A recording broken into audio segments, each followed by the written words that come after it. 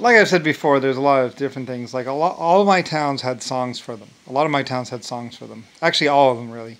Like I would try and encourage people to go live at towns around the world, basically. And so I would usually pay for songs to be created for those towns.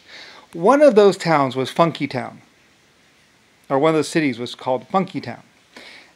Funky Town was actually a small town, and it was actually I think it was named something else town, but basically I think it might be where Eddie Murphy got involved in drugs and stuff like that. But Funky Town was actually this town, this little spot where they would sell drugs out of it.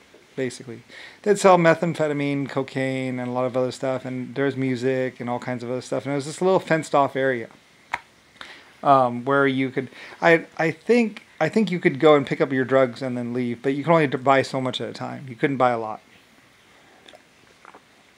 because I didn't want drug dealers being out there too much. But you could come and you could get like a kilo or something like that, or half a kilo. I had prices and everything else. I figured it all out. I was like, okay, well, I guess half a kilo, that's about as much as I'm going to sell individually, because I only had so much anyway. So at this town called Funky Town, people could go and they could buy like half a kilo of drugs or whatever else like that. And it was this fenced off town with walls or fences and everything else like that, and some barbed wire, because they had drugs inside. And anyway, it was a very popular town, and it had a song. Anyway, though, eventually somebody went through and they killed a bunch of people and stole all the drugs or something like that, or things went bad, I forget. Anyway, they made a lot of money, and it basically went into my fund or whatever else like that, and went for paying for, I think it paid for quite a few other towns.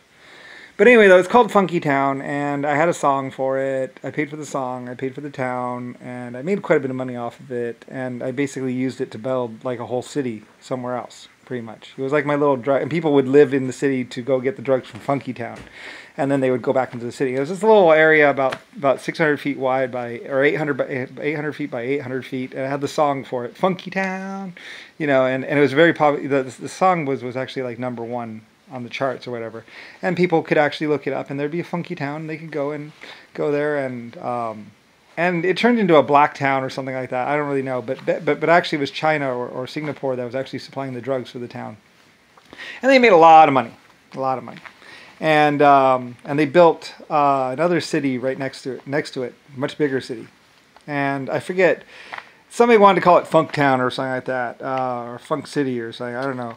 But basically, you used the money from Funky Town or whatever, and it was originally called something else, but then they changed the name to Funky Town, or saying it sounded better or whatever. I was like, whatever, I guess. I don't care. It's just a drug. It's just a drug depot where you can go and buy drugs. You drive your motorcycle up, walk into the bar and be like, yeah, I'd like to get a third of a kilo.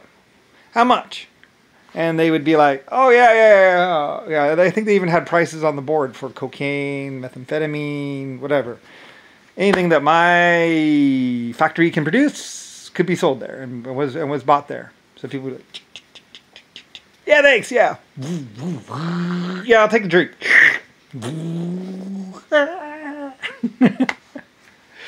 Anyway, but yeah, Lucifer Star.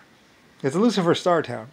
So, like I said, a lot of my cities had names or songs for them, like the Windy City, like you go back and you see and you hear a song about a city, that's me, and the song actually precedes the city, believe it or not, by a few years. I'd do the song, I'd pay for the song, and then I'd be building the city, and people would actually go there because they heard the song. It's kind of weird, but yeah, Lucifer Star B. So anyway, it was one of my ideas. I was like, I had this other city, I think it was Paris or some place like that, and I wanted to have a song for the city because I love the city so much. And I thought, well, I want to get people to come here. How can I do that? Oh, how about a song? I'll pay for a song. So I'd pay for a song, and somebody would write it and whatever, and they would practice it, and they would see if they like it, and then they would play it on the radio, or on my radio, my radios. And like I said, I made radios, and when you make a product, you have to have things for that product. Because otherwise it's just like, what's a radio? Click. Shh. Or there's some guy going, yeah, this is Billy Bo Bob's Radio Shack. And no one wants to really want to hear Billy Bo Bob.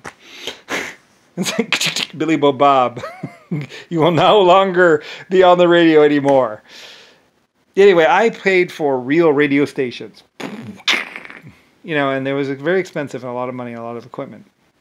Mostly I used it for other things.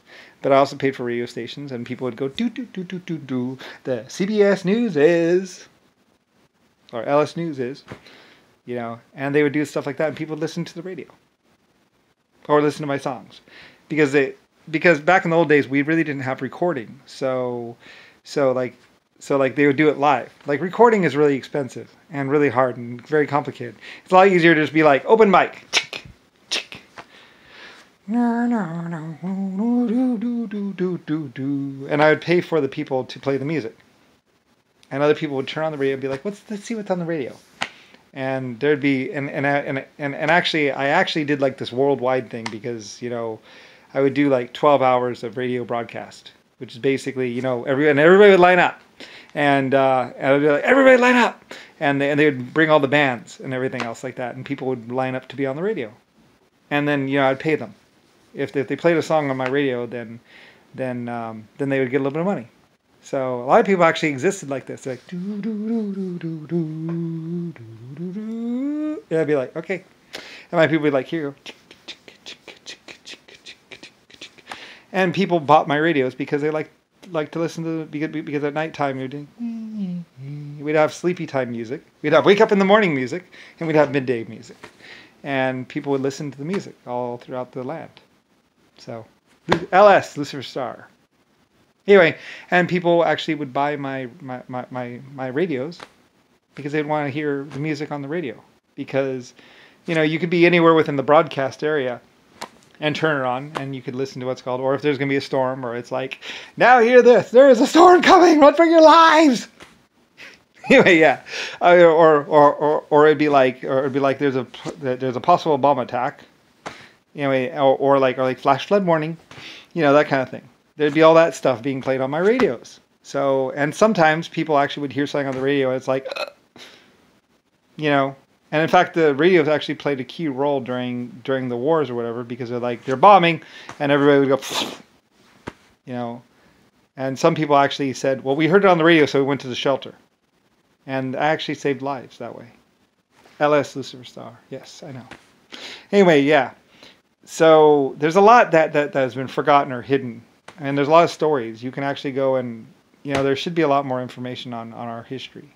But people like Eddie Murphy and a couple other psychopaths, Anyway, so since no one else is going to say it, I have to say it. So anyway, but yeah, but that's how it all used to start. And then later on we get recording and everything else like that. And I'm paying for lots of people. And I'm even using a little bit of tax money and stuff like that. And also the drug money is set aside. There's actually like accounts and all that other stuff. Anyway, but yeah. And plus, things are advertised on the radio, and other kind of stuff. And realistically, the society is dead.